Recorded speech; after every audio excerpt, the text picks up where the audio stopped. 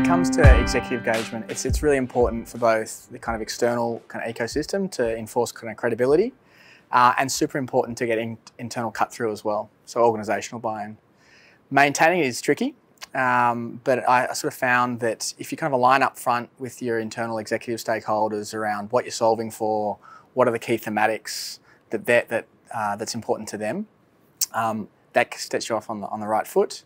And then being really clear around the kind of success metrics that will come over time. Particularly in the early stages, I wouldn't say that big financial benefits are going to come from the early days, particularly when you're dealing with kind of earlier stage companies, but more around how do you get a unique insight into a different category or product or market that you otherwise wouldn't have gone yourself. And then over time, constantly reporting back on those kind of metrics is important. And then probably the third tip I'd give is regularly expose your leadership team or key influential execs across the organisation to the founders, to the businesses as they're progressing through partnership discussions or pilots or even the commercial agreement once it's finally inked. That gets them closer to the action and more enthused with helping kind of push that business through. The way you gain executive buy-in has to be at the strategy stage. Executives are responsible for executing strategy. They need to own that strategy, so they need to buy in the tactics that they use to implement that strategy. So it has to be early, and that includes budget. So to change a culture and to be innovative, it's got to come from the top, right? So the first thing that I would encourage any executive to do is to read Brené Brown's book on daring to lead and daring to be vulnerable. Because the only way that you can prove that failure is a thing inside of your organisation is to be able to do it yourself and your leadership team and figure out not now how to then cry on everyone's shoulder and fail, but how to pick that up, turn it into a learning and go. You've got to do it from the top. You can't just say, here's a bunch of values I want everyone to follow and here's what we're going to do. No, you have to do it. It's really important in any organisation to have executive engagement. It's like anything. Often our teams are leader-led, and it's really important that when we're managing large teams, managing big projects of work, that they can see the support and the sponsorship from the executive team. It's incredibly important when we're all very busy in our day jobs and we've got lots to do.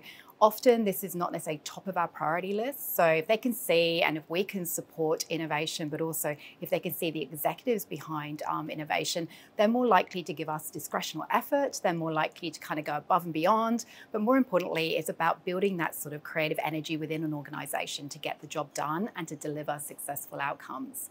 So maintaining executive engagement, I guess the old saw would be that you see C-suite at the start of a project and then don't see them to the end. And that just can't work. We need a process that involves everyone. And I think innovation is, I think we can all agree, about collaboration. So having a process where C-suite is engaged, they're busy people, they're important people, but they got there for a reason. They're smart people too. So we have a process of iteration. So we do something. We're the brave people who do something. We listen, we talk, and then we do it.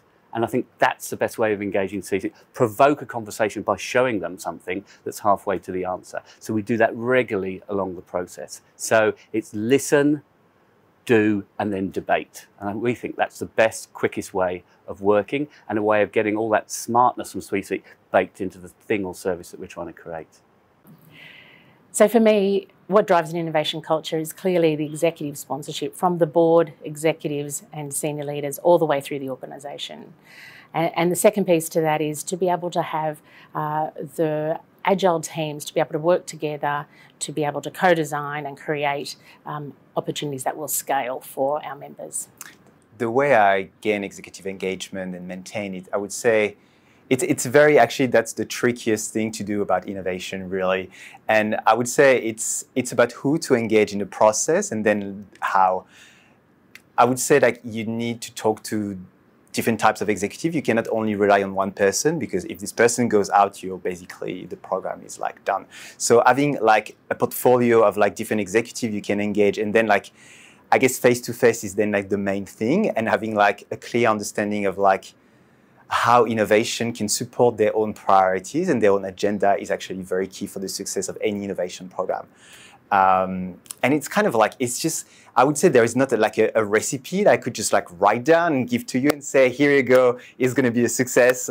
I feel like it's a lot of like interpersonal skills and just kind of like reading through what executives expect and just like being able to, we know we're never going to be able to deliver on everything and support anything they're going to do, but at least like if we can just like hit the mark on a couple of key points for them and using the program to at least like push some of their key priorities, urgent priorities, that's always like, I would say that's the key success factor that will make an innovation program successful and will get the engagement of the executive for the entirety of the program.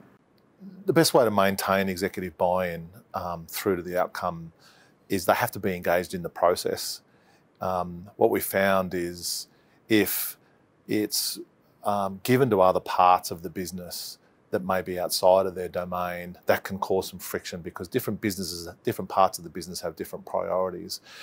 If the exec who owns that has a horizontal remit, then it's important that they're maintaining a level of decision making through that process so that the various verticals do what they need to do to get an output, because the execution is what can kill innovation.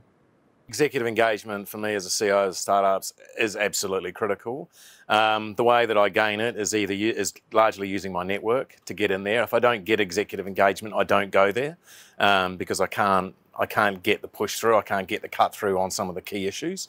And I maintain it just very, very simply by assuring up front that we have regular catch-ups and maintain the cadence with the executive so that we're checking in and we're maintaining that along the way. Otherwise, we just don't turn up. So when it comes to executive engagement, everyone knows it's critical, both for external credibility and to get internal cut through within the organisation. How you gain it is to be really upfront with your stakeholders around where to focus your attention and what are the key success metrics. And then over time, it's that constant kind of reporting, but also getting the execs exposed to the businesses to get them closer to the outcomes that are being generated as well and to get them excited as well.